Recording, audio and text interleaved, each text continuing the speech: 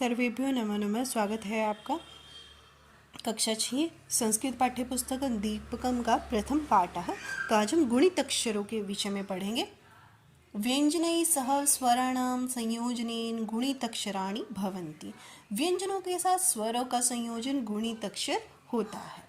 तो व्यंजनों के साथ स्वरों का संयोजन मात्रा के रूप में होता है स्वरः। तो यहाँ पे कुछ स्वर दिए गए हैं और उन्हीं के नीचे उनकी मात्रा दी गई है।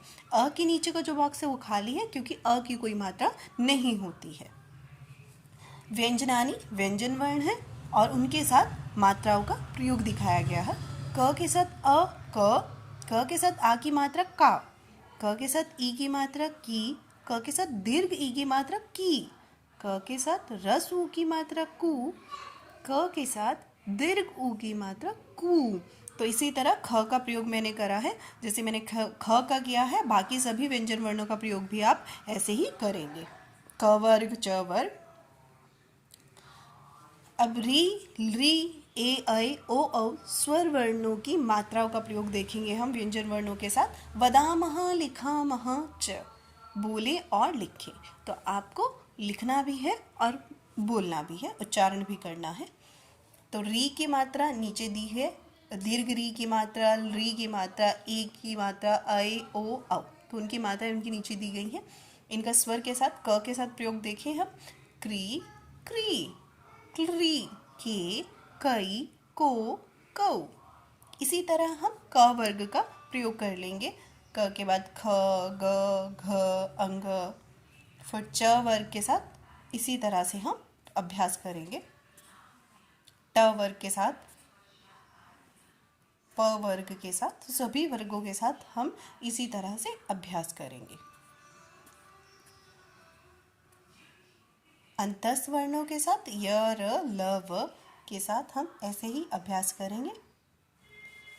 अब अनुस्वार और विसर्ग, अयोग वाह, वयम अयोग वाहानम। ठीक है, तो हम अयोग वाहों का प्रयोग स्वरों के साथ कैसे होता है वो हम देखेंगे।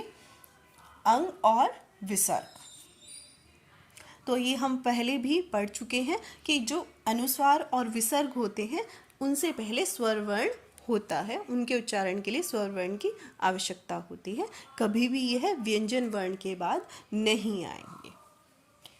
तो अ के साथ अनुस्वार का कैसे प्रयोग किया जाता है स्वरों के साथ, और अ के साथ विसर्ग का कैसे प्रयोग किया जाता है, तो ये आपको स्क्रीन पे दिखाई दे रहा है। अब इनका प्रयोग हम व्यंजन वर्णों के साथ करेंगे।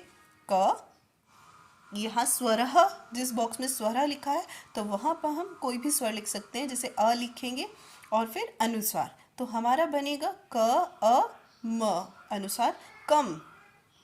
इसी तरह से क स्वर वाले बॉक्स में आ लिखेंगे और फिर अनुस्वार, तो क्या बनेगा काम। किम, कीम, कुम, कुम। इसी तरह ख स्वर, ख के बाद स्वर आएगा, कोई भी स्वर आएगा, अ, आ, ई, उ, उसके बाद विसर्ग आएगी और फिर हमारे पास जो शब्द बनेगा ख, खा, खी, खी, खू, खू।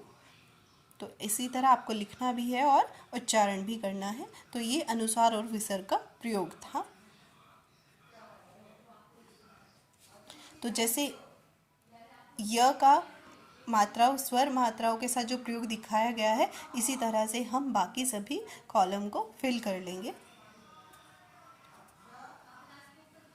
अभ्यासम कुर्मः, तो इससे पहले जो दो लाइनों में री और री के साथ अनुस्वार और विसर्ग का जो प्रयोग है, इसे हम ऐसे ही नीचे अभ्यास करें।